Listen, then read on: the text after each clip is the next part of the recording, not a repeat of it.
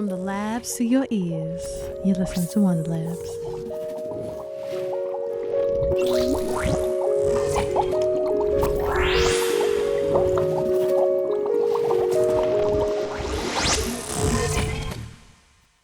Hello, and welcome to WonderLabs. This is Chris Richardson, checking in from sunny Barcelona. In a world full of fear that's increasingly fixated on appearances and saying the right thing in polite company, we could all use a little more love and honesty.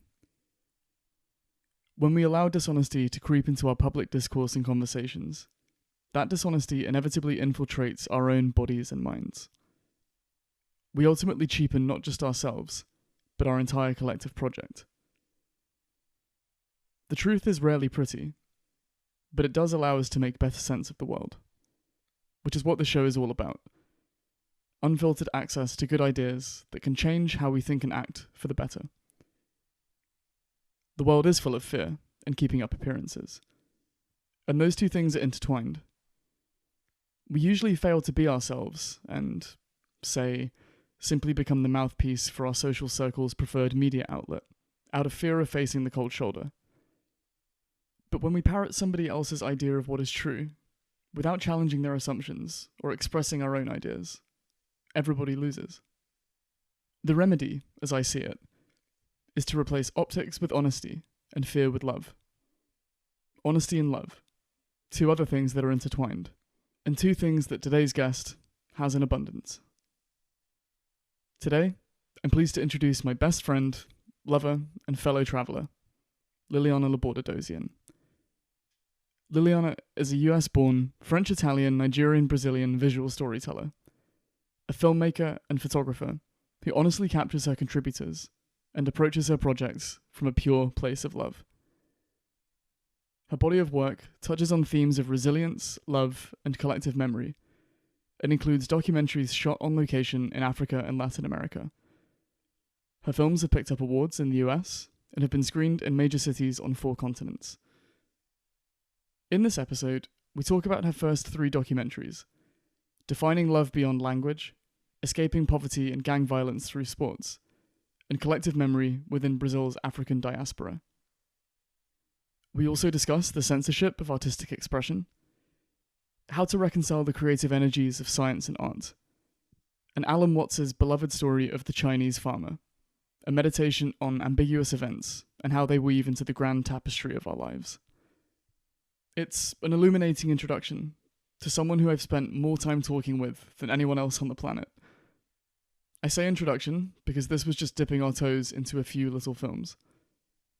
Beyond the topics of love and film, there's plenty more to talk about for a round 2, including, among other things, the fall of a feminist empire, being Beyoncé's body double, and covering the Black Lives Matter protests in New York. Who knows? Maybe we'll start recording our dinner table conversation and start a complete podcast series. God knows there's enough to talk about, especially if the world continues to fail to get its act together. But until then, enjoy this breezy conversation on love and film with Liliane Laborde-Edozien. Has it been 30 seconds yet? It's been 30 seconds. Okay.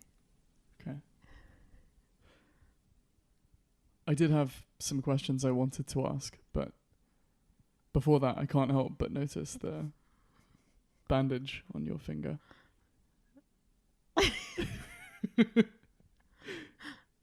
What happened? Well, you were there.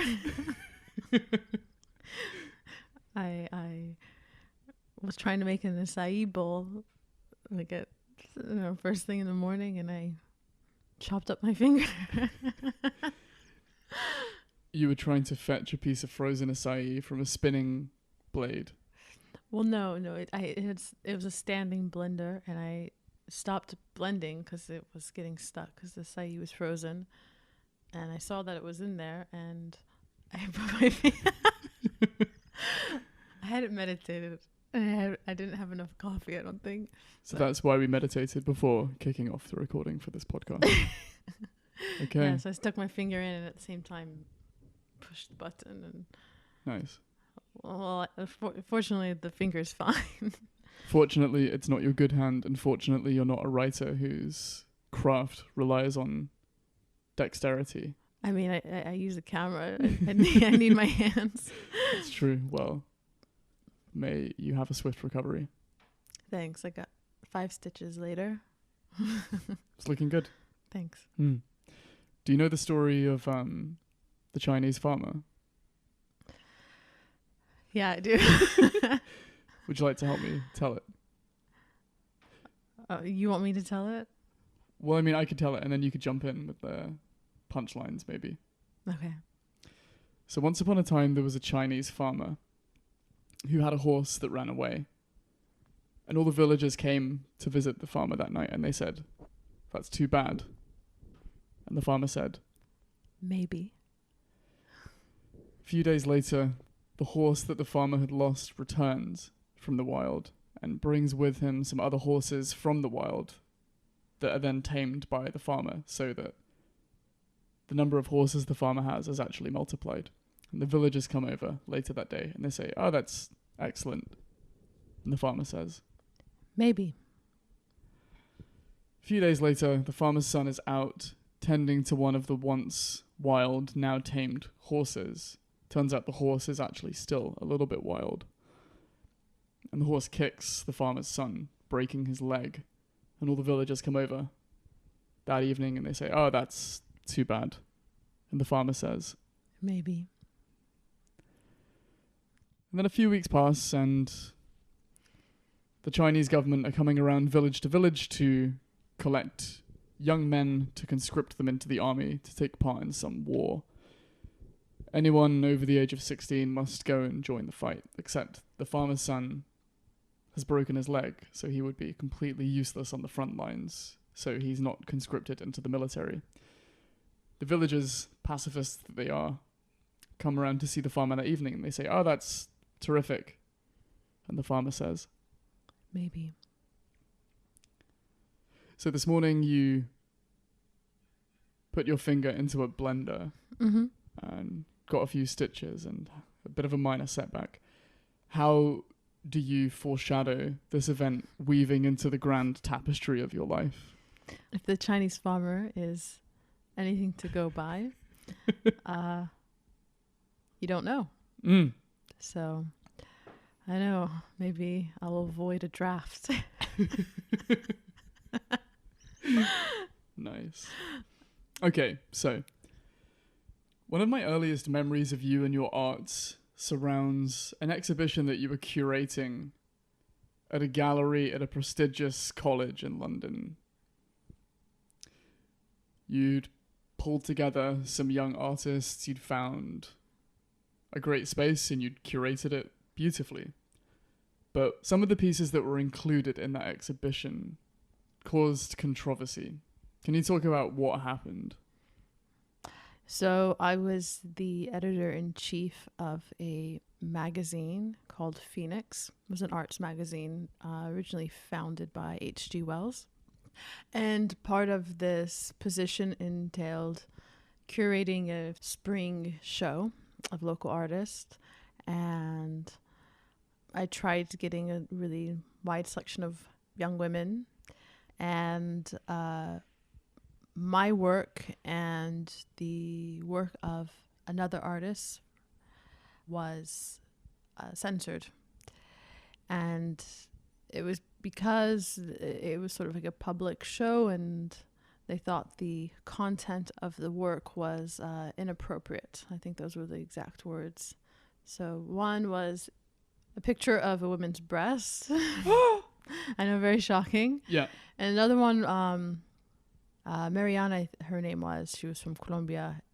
She did a lot of sort of illustrations, and it was a very abstract illustration that, if you had looked really closely, was of oral sex being performed on a man. But I mean, it was very, very abstract. And sorry, how abstract?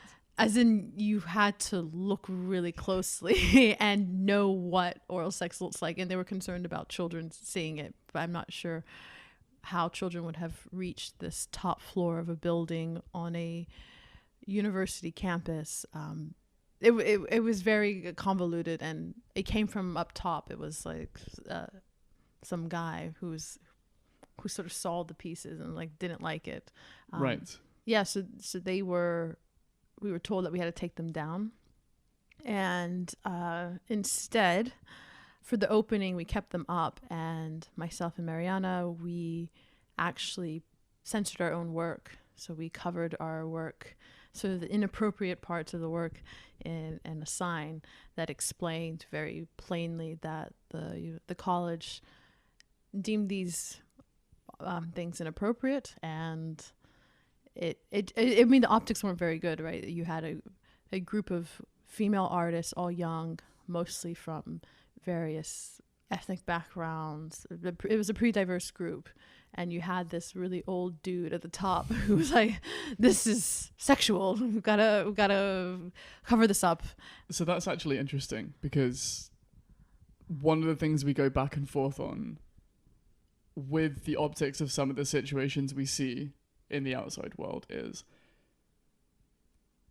the ostensible racism we're seeing actually racism, or is it something else like class that is actually the mechanism at work explaining why these things are happening? With this exhibition, from my understanding, a previous editor had tried to run and successfully ran similar content, but with breasts of a different ethnicity. Yeah, so the photograph of this particular woman, it was just of her breasts. They were quite large. They were also pierced, and the woman she's African. She's a good friend of mine. Her face isn't pictured or anything, and it's not sexual. So it's just her sort of laying down, and she's sort of cupping her breasts, and there's just a sweet smile on her face, and it's more about being at peace with your body. That was the whole point of that particular photo. And yeah, I was told by the woman who was helping me run this particular exhibit, was very sympathetic, and explained that it was coming from someone above her, and it also someone who's not usually involved. He happened to see the photo and then he found it quite offensive, and she explained that 2 years prior there had been a similar set of photographs, but it was a lot, I guess, less offensive breasts. They were a lot smaller. They were, I guess, cute. They were pink nipples. I don't know. But I think sometimes there's a lot of politics and other things going on that are out of your control. And when you're making art, like at the end of the day, it made the art more powerful. It added more meaning to it. I mean, otherwise it's just kind of a pair of tits. But the fact that you had someone trying to censor it actually caused a lot of people to come to the exhibit. People who came to the opening, I was told it was the biggest opening they had seen at the college, and we had musical performances, and we sort of did it in a very ceremonious way in front of everyone, saying we're going to cover our work now, and everyone followed us to the pieces, and we covered it up, and sort of by doing, because you tape it onto on the piece, and so when you do that, you essentially destroy it, because if you pull it off, I mean, it rips everything. It wasn't like glass framed or anything. Right. So yeah, in the end, people went through the space to their classes, or just for the sole purpose of actually viewing the works, and would see that. And people came up to me and told me, like, it was kind of disturbing to see this sort of note. It's like, this is from the artist. We've been made to cover up this work because these images were called inappropriate and offensive.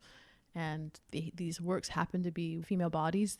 They're not pornographic at all. They're not sexual. I mean, I would understand if it was sort of like this, like, very sexualized piece and provocative. Yeah, and there's an element of, female bodies are beautiful. There's something like sexual about them, sort of innately, but not the context. It didn't make sense. So it was sort of a overreaction. But in doing that, they sort of made our work more powerful, which. It's funny how that happens, right? Like, people think by censoring something, like banning a book, banning language, makes it discourages people from using it or seeing it or consuming it, and in fact it makes it more provocative and more meaningful. And I think you can look through history and that's what you see. Or even just attempting to resist an emotion instead of just accepting it. Yeah. Allows that to strengthen and multiply inside of your body and mind. Yeah, and you know, why does this image upset you? I think the abstract image, it was a woman. So Mariano, I think it was actually, so it was a skull, like it was meant to be her head, and the skull was sort of opened up, and you saw these like very colorful abstract figures inside the skull, and it's sort of her exploration of her own sexuality. And why did it cause such an emotion for you? Well, I don't think the emotion was offense. Yeah, what do you think? Well, I mean, you saw that. Sure. I mean, I don't know what was going through that guy's mind, but if there was any offense or disgust there, it probably did follow something like arousal. Yeah. That probably wasn't the initial gut reaction that guy had to that work. Yeah, I think it's interesting how, maybe because of how American culture and to a certain extent British culture is very Puritan in values, and with that comes sort of this a repression of arousal, and there's something, and you see that with like any sort of religious fanaticism. The relationship with sex and arousal isn't a healthy one, and there can be a lot of anger and violence in reaction to those types of feelings. But yeah, you know, I'm of the belief, you know, like sometimes like something offends you, and that's okay, and it's okay to be offended. But if you're the only one who's getting offended, it might be you misreading. Yeah. Well, I mean, there's a few things to unpack with that. I mean, maybe it's the case that there's a power dynamic at play, and the one person being offended is relevant if they're at the top. Or in the current dynamics in which we find ourselves, one person being offended is enough to sway the other people who are neither here nor there, but can be swayed by the voices that speak the loudest. Mm-hmm. Interestingly, in this example as well, it maybe tells you something about the nature of that institution as much as anything. But typically, at the moment, when you think of censorship in campuses, you don't think of the traditional conservative outrage towards a pair of breasts. So it's interesting that we still have examples where censorship in a more traditional form still exists. Yeah. If you were to see what the pieces that were meant to be censored, like go to any art school, and it's very, very I mean, we were all very shocked that these pieces, like, there was nothing very extraordinary about them. I'm shocked that you're shocked. Yeah. Yeah, but, you know, those things still happen. They're on your website, right? We can point people to look at the pictures. Yeah, you can. They're beautiful photos. Yeah, you can have a look. Refer to the show notes. Yeah. But the other thing that it highlights to me is the capacity that you have in an unexpected situation to roll with the punches. But that wasn't even the real reason you were there. This was just some fun in your free time, essentially. Your main wheelhouse, which is what I want to talk to you about today, is film. Yeah, the moving image. I realized that you actually created something before the first thing I wanted to talk to you about. Mm-hmm. You created a short film about love. Oh yeah, I did. Did you forget about that until just now? Yeah, it was... I was studying microbiology as an undergrad and trying to reconcile my sort of love for the arts and my love for science. And I was kind of like a Dr. Jekyll, Mr. Hyde or whatever. I was like, there's like two sides of me, you know, I felt is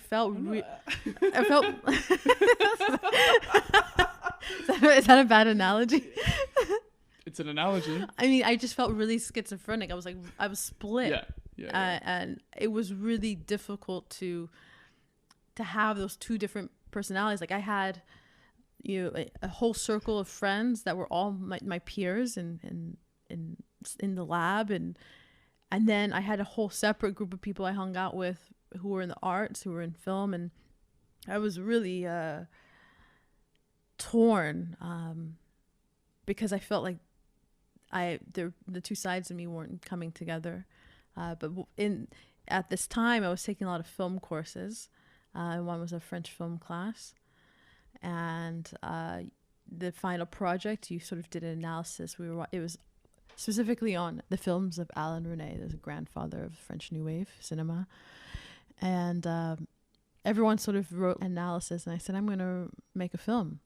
And it was the first film I ever made. It was on a broken iPhone. And I think I used a free editing software that doesn't exist anymore, I don't think. And yeah, it was sort of like a montage of asking people what is love. And I asked people to tell me in their own language. And there's no subtitles either, because I thought you know what people are saying, even though you don't know what they're saying, because they're essentially all saying the same thing, that love, I know what love is, but I don't know what love is, and I don't know how to tell you what it is. And so I had people speaking French, Farsi, Danish, Arabic, and Greek, English, obviously, Italian. I had a whole conversation with these two Italian guys about what love was. I was speaking to them in French and they were speaking to me in Italian. We were having a whole conversation. It was that was a fun one. Someone played a guitar instead of speaking. Yes, that was my first film. What is love? What is love? Qu'est-ce que c'est l'amour? It's a question actually posed in one of Alain Resnais's film, Life is a Story, I think it translates as, and Geraldine Chaplin, Charlie Chaplin's daughter, is in it, and her character is trying to figure out what is love. And she has this whole spiel about like it's probably of Arabic origins, and it's just like a phenomenon that is social construction, and she's really convinced that love doesn't really exist. And it was kind of taken by this whole scene. And this other woman who's younger really disagrees, and she's like, no, love exists. That's not love is it's something. It's not nothing. It's not this thing that you're saying. It's not this construct. It's something. And I just was fascinated that she was so sure that love was something, even though she couldn't tell you what it was, really. She had this roundabout way of speaking about love. So yeah, I explored the theme of love in Alain Resnais films. So what is love? Love is the thing that binds us all together. Fast forward and you find yourself in South Africa. What's a drummie? A drummie is a state of mind. You don't choose the drummie life. The drummie life chooses you. A drummie is a sport that's very popular in South Africa. Drummies, that's what they call the girls who do it. But they're drum majorettes. And essentially, they don't play the drums. They don't play the drums. Which is what I thought they did. I think everyone thinks they play the drums, but they don't. There's no drums. You come and see the movie, you're like, hey, this is who playing drums in this movie. Yeah, there's no drums involved. All my money back. Yeah, so it's actually a remnant of sort of military formations, similar to a marching band, but without the band element. So there's a lot of baton twirling, flags, sort of like a mixture of that and dance. It's very big in South Africa. So you went to South Africa to shoot a documentary on twirling batons. Yes and no. I went to South Africa to shoot a documentary on resilience and in a kind of funny way about love as well. Explain. Well, the group of Drummies that we worked with are based out of a primary school, elementary school in Belhar, which is a pretty rough township outside of Cape Town. And the children there they see things and are confronted with things that I think most people would agree children shouldn't have to deal with, whether that's sexual abuse, drugs, gang violence within at the school, even where you think your children ought to be safest, within their communities, within their families. It's not an easy life. And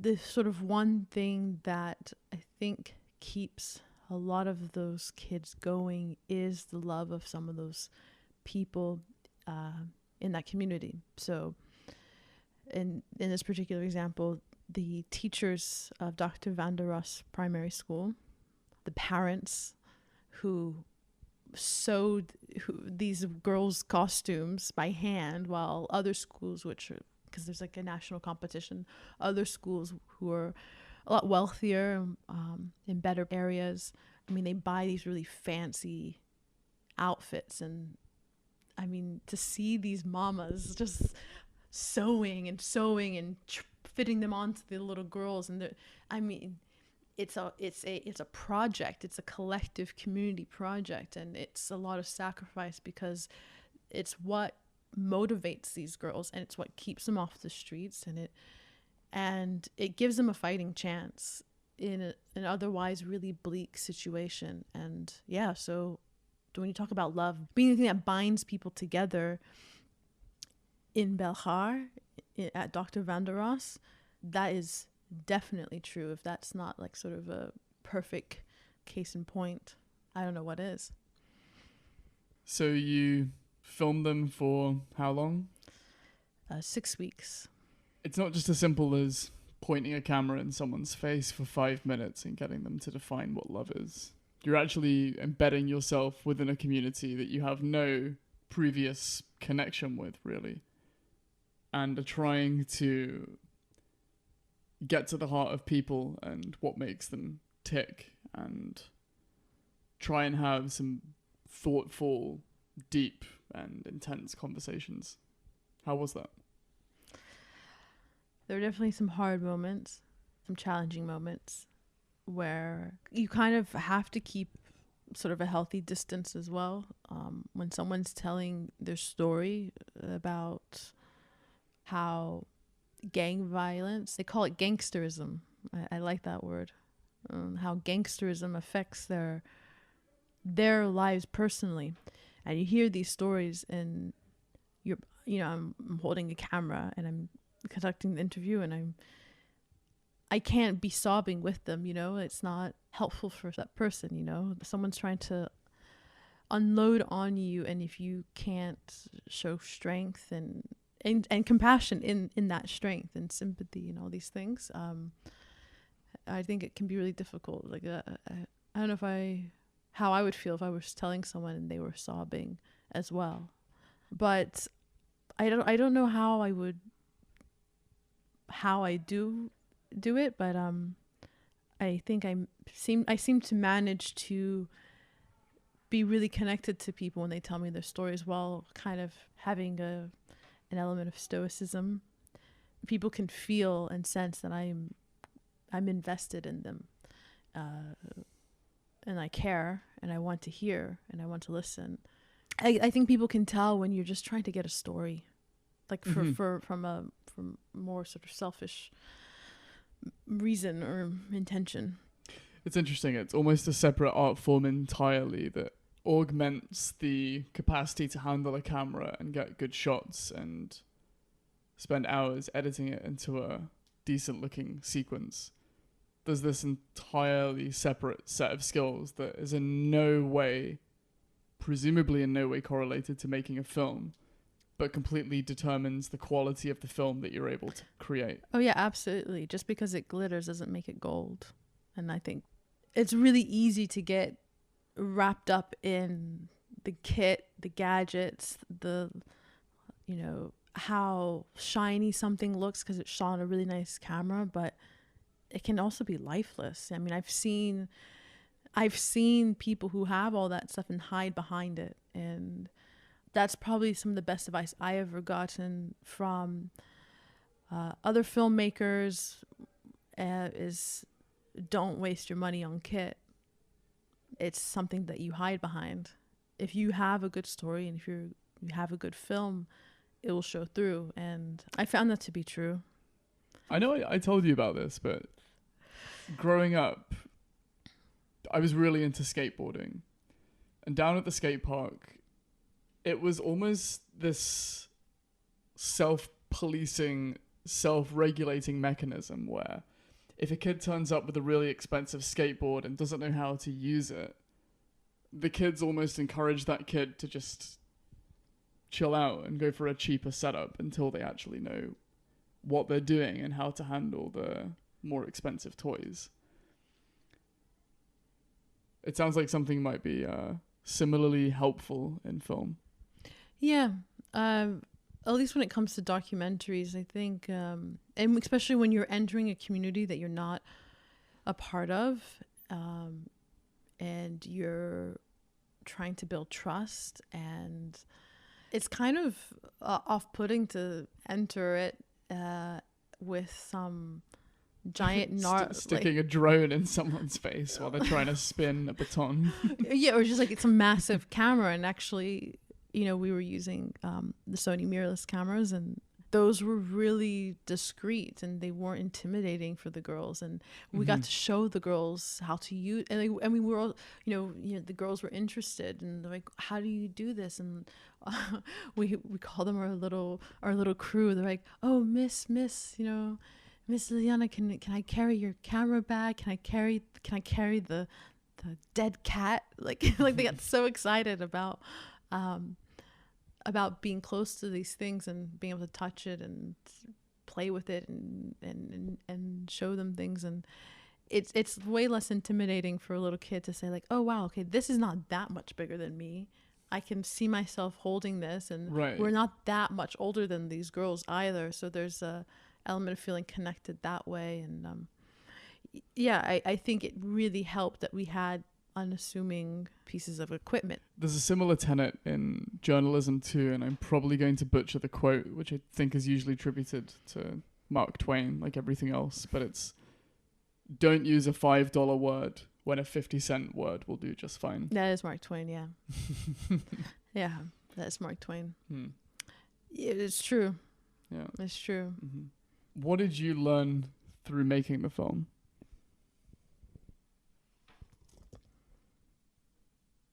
I think what I learned is that you can do everything that's in your power to change a situation, to better yourself, to work hard, and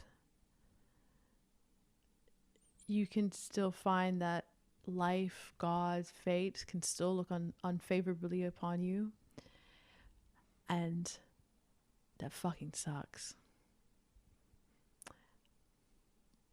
But what's the alternative? To give up on life and curse it and, you know, have a nihilistic view? If that's the alternative, well then I guess you have to just keep on trying and keep on pushing. And that sounds really depressing, but I actually kind of find that hopeful. I would agree. Yeah, so I think that's what I learned, that you can do everything and find yourself in a fucking cycle. Like, you can't change the fact that you were born in a certain situation or a certain family with a certain history, with certain sort of psychological and emotional baggage. None of that you can change, and you can do everything and you can still fucking fail or not be able to pull yourself out of it completely. The only thing you can control is your mentality and how you sort of deal and face that fact. And you can face it with grace and dignity. And I think that's sort of the point of life. I saw a lot of that in South Africa. It's interesting. I wasn't expecting you to take it in that direction, but as an underlying idea and substructure, it segues brilliantly into where your work took you next. And many of those themes you just mentioned if you were talking about saudade in Brazil, would apply equally to certain aspects of that. Yeah.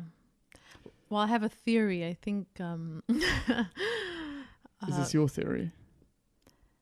I think it's my theory. I mean, maybe I picked it up and I don't know. And it could also be complete garbage. People might think like, nah, that's bullshit or whatever. But yeah, I have a theory that a filmmaker's always trying to make their first film. They're always trying to recreate the first film and make it better. Like that's so every film is sort of an iteration of it. I mean, that's sort of the definition of a body of work. You don't even see it until you sort of reflect on it. So I think there might be a little bit of, qu'est-ce que c'est la mort in every one of my films. So what is saudade? Saudade. It's a word that supposedly doesn't have a translation in English. The closest way of describing it, I think, has been nostalgia. The best description I've encountered is by a Portuguese writer named Manuel de Melo. A pleasure you suffer, an ailment you enjoy. So from Cape Town to Bahia, Brazil. Yeah. So what took you to Brazil? Well, a couple of things. I was in a relationship.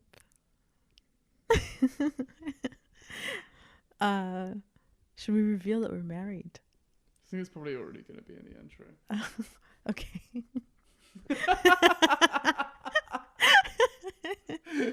The best kept secret. We do all these podcasts together, but yeah. Okay, so it was sort of our honeymoon to go to Brazil. You always wanted to go to Bahia, and I wanted to go to Brazil for a long time because I have a family history there. My grandmother's family is originally from Brazil, a few generations back, but I was curious of that side of my family. I didn't know that much about them, and was speaking to my uncle, and he was telling me that our family was from Salvador. They were brought as slaves, and then at some point returned to Africa in a repatronage to Nigeria. So that's how my grandmother ended up there. So I had a strong curiosity, but it was a sort of a happy coincidence that the place that you wanted to visit happened to be the place where my family stories began. So that's what took us there.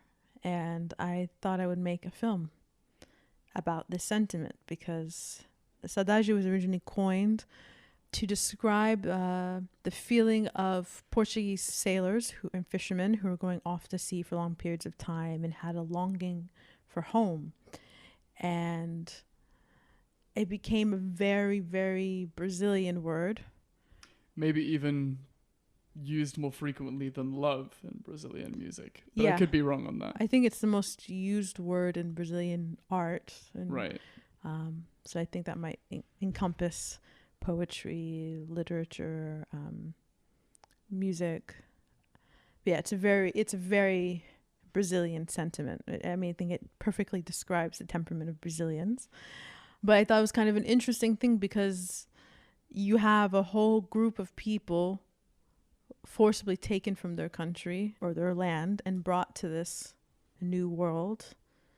Not the sailors and the fishermen. Yeah. I mean, I guess one could argue that it was involuntary in the sense that they were sort of economic migrants, I guess, of sorts. A different sort of involuntary. Yeah, a different sort of involuntary. It's still kind of, there's an opportunity there at the horizon for you.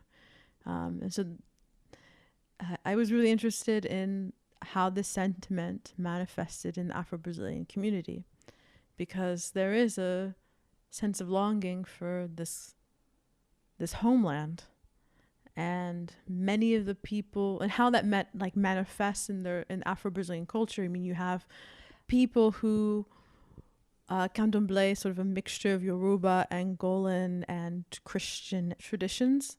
And you have people who conduct ceremonies in Yoruba, not know what the words mean, but they know the Yoruba so well because it's been passed down from generations to generations. And to me, that's sadage. That's like, I'm doing this thing because my ancestors did, but I don't know why they did it or what it means. But I know it keeps me connected to them, and it keeps me connected to this homeland. And that same sentiment is what pushed my family out of Brazil and many other families back to Africa, and kind of in a roundabout way brought me to Brazil. So I don't have a very large presence in Sadage. Or anything. Or in yeah. But it's a very personal project, that one.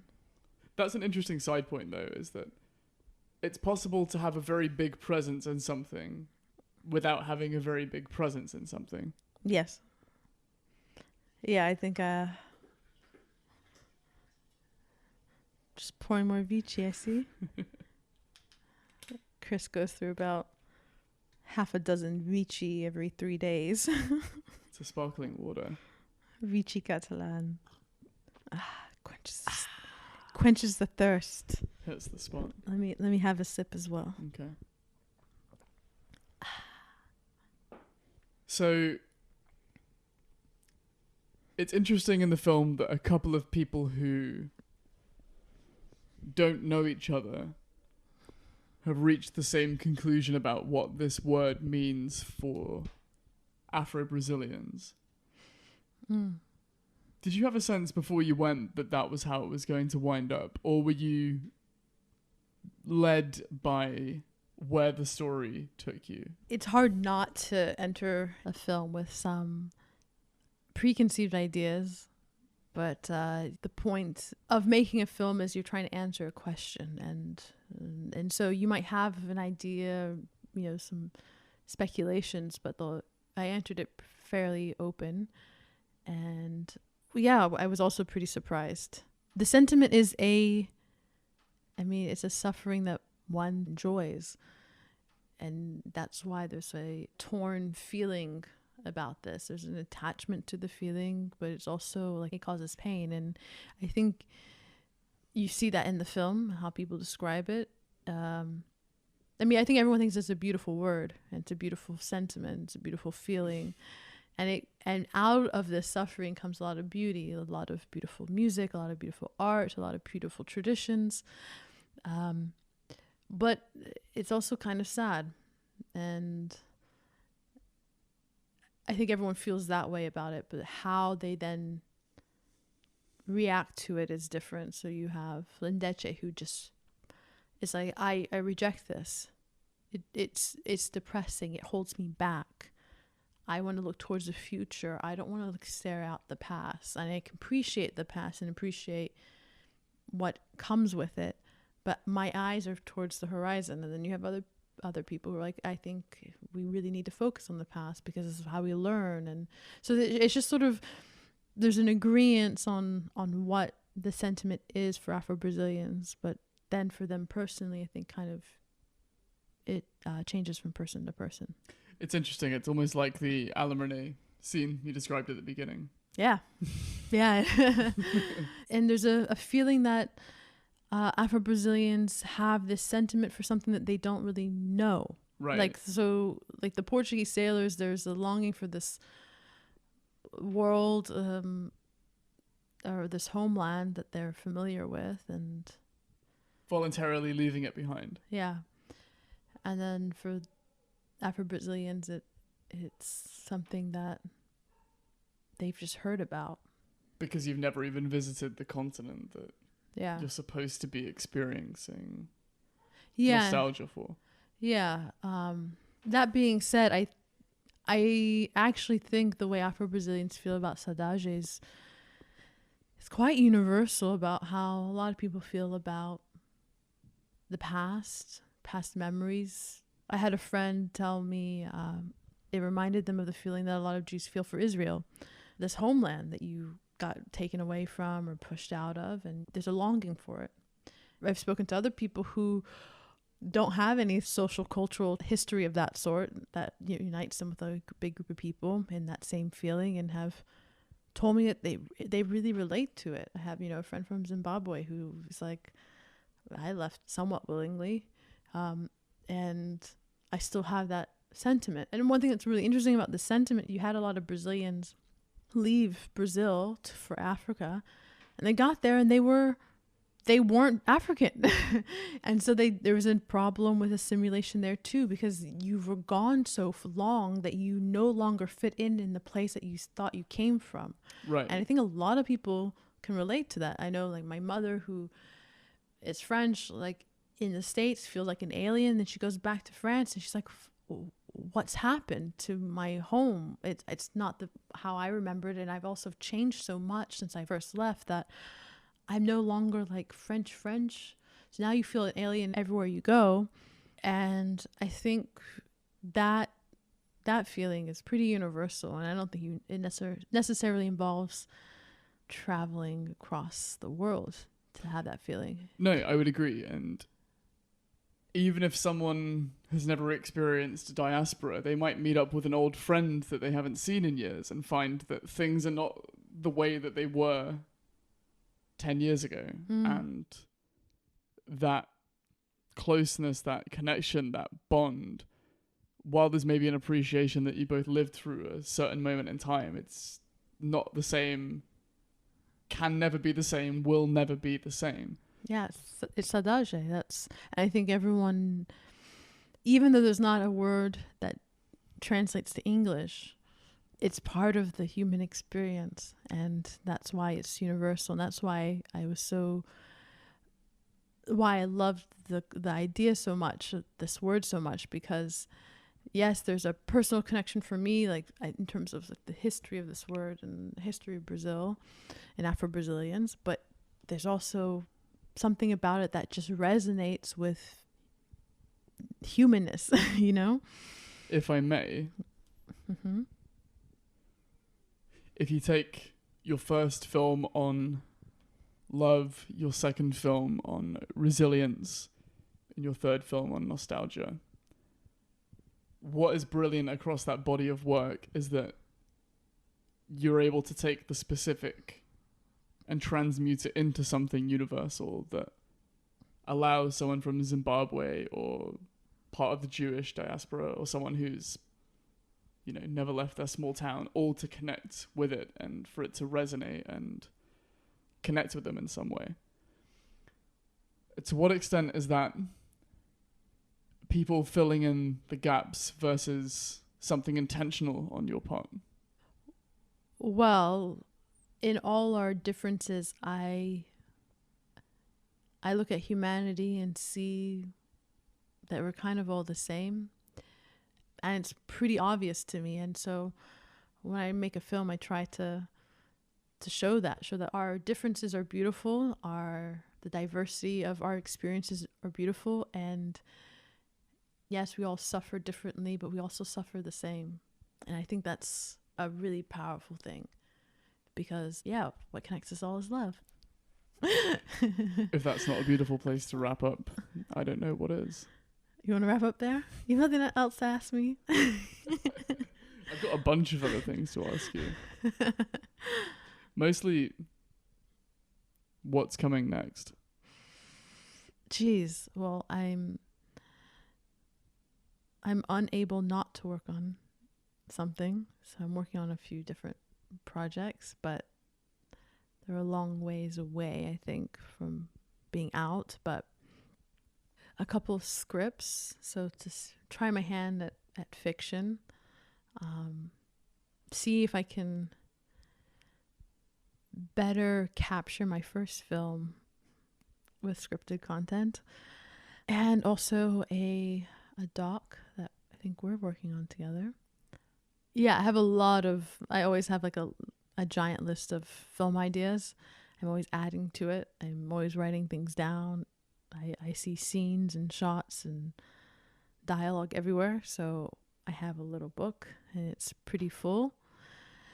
So like a garden, I tend to all my beautiful little plants, my little seedlings, and I have no idea from this place which one will bloom first. So I'm always pleasantly surprised. So we'll see. We'll have you back for a round 2, and also because I have a completely separate set of things that I do want to talk to you about. Ooh, okay. Shall I rattle off a few bullet points of what those might be for next time? Yeah, I don't know what they are, so. And you can just like give me a quick reaction to each of them. Sure. And maybe you'll get a sense of how this other conversation will flow a little differently to art and poetry and love. Okay. The Wing.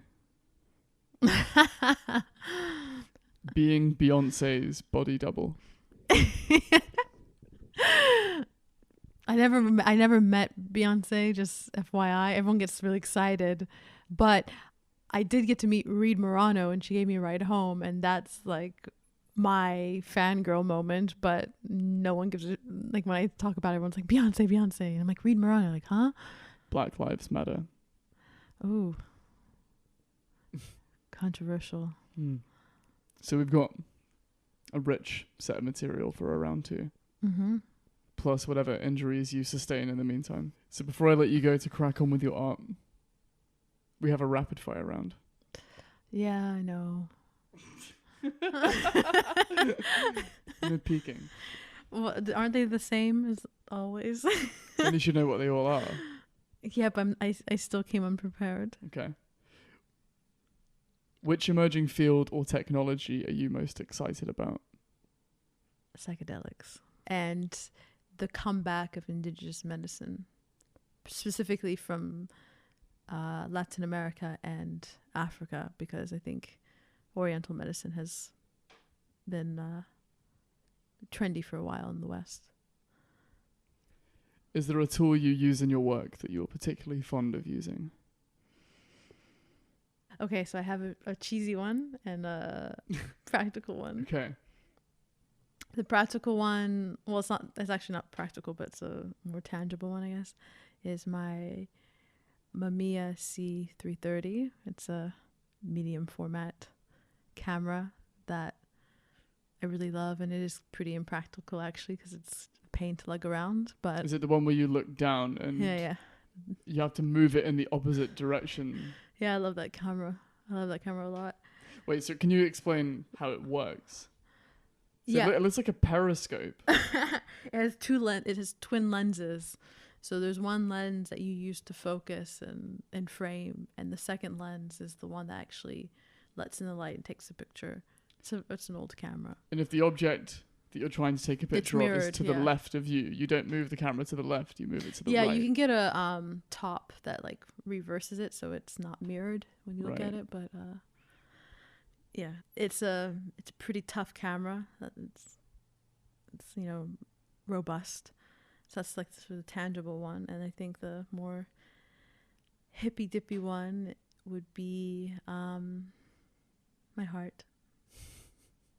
I think the heart is a pretty powerful organ, not just for pumping blood through your body and out of your finger and out of my finger, but to assess a situation, to connect with people, but also it's a powerful filter. So a book that you gave me that I read talked about how oftentimes when we are confronted with a feeling or a difficult situation, it hurts our heart, causes pain. We close up, but by seizing up, we keep it within our system. And actually the heart is a very powerful filter, and if you let it pass through, it won't cause as much pain. If you could wave a magic wand and shift our collective thinking on one thing, what would it be? Oh, God. All on this performative optic bullshit, and so like I would, if I could snap my fingers and get people to just be authentic, and just be, I guess, like all being alternative or looking alternative, like being an aesthetic and actually just being yourself is being alternative. And if that means you like to suit up and you're kind of a square, you're alternative. Like you're like you're the, you know, you're the counterculture. Just be yourself and just be real. And, you know, I think everyone's so busy trying to be different. I think that's going to feature in round 2 quite heavily. Yeah. What's your best film-related fact? I have one. It's not that fun, I guess. But it's the only thing I can think of at the moment.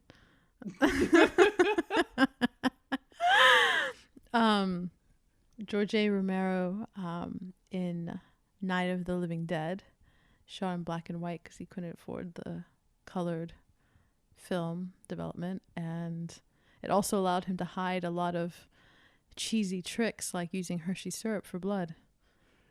What's one film that everyone should watch after listening to this? Well, I have 2 because they're relevant. Citizen Kane and They Live.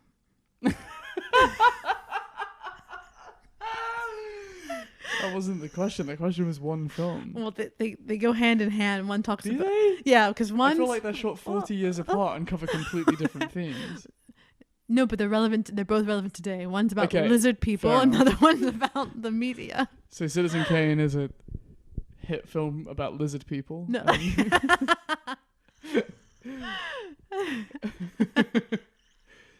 Citizen Kane and They Live. They Live is excellent. Yeah. That talk about an underrated film. That film is what I can't help it, but I love that film. Links in the show notes.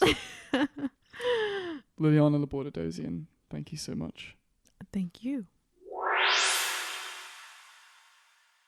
Thanks for tuning into WonderLabs.